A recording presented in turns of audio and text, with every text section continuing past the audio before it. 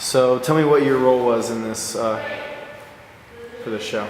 I had the original idea for the show.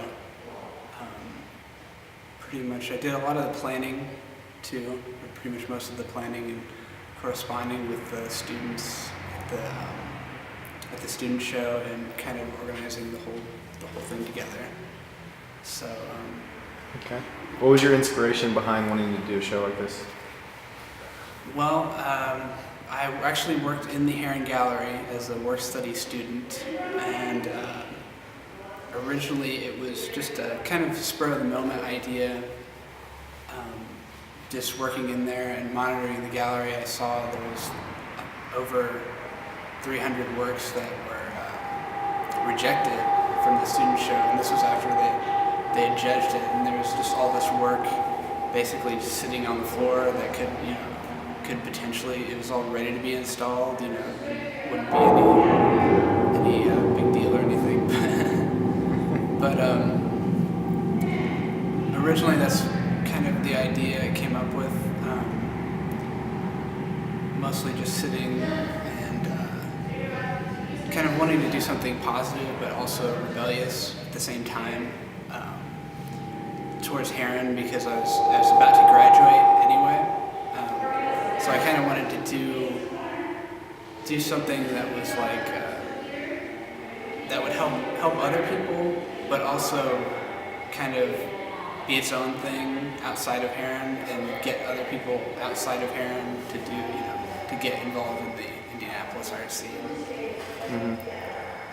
Okay. What else should we talk about?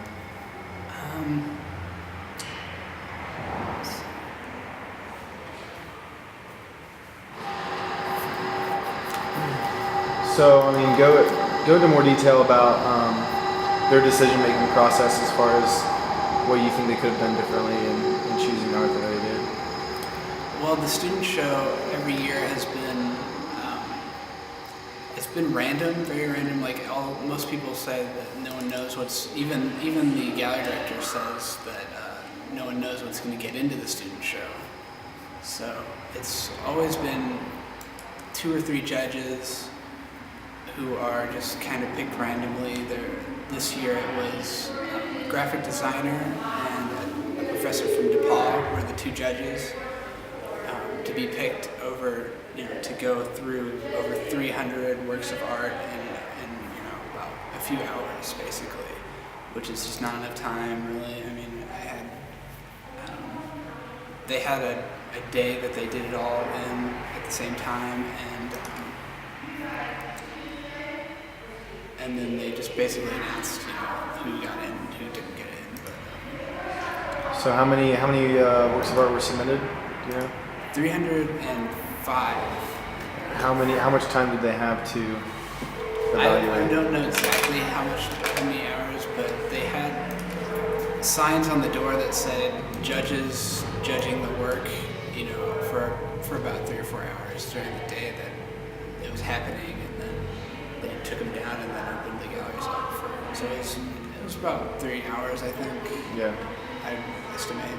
But still, it's not very much time for to go through for each individual piece of artwork. And I submitted 3 pieces to the student show too, and one of them was like 40 minutes long, and there was no way they would ever be able to watch the entire thing. Yeah. Or one of those pieces did get in the student show, so it was kind of ironic, I guess, in a way. And I didn't think anything would get in, but I don't know. So what would you say? You said you submitted 3 pieces. What differentiates the piece that got in versus the pieces that didn't make it? Well, the 2 other pieces, all 3 of them were videos. One of them was a 45-minute avant-garde film that was shot on like a toy camera, like a Barbie camera. So it was it was like a documentary about my best friend, and it was made like a year ago. It was more of a collaboration anyway, but it was just too long for them to look at anyway. I just threw it in there because I didn't have anything else. And yeah.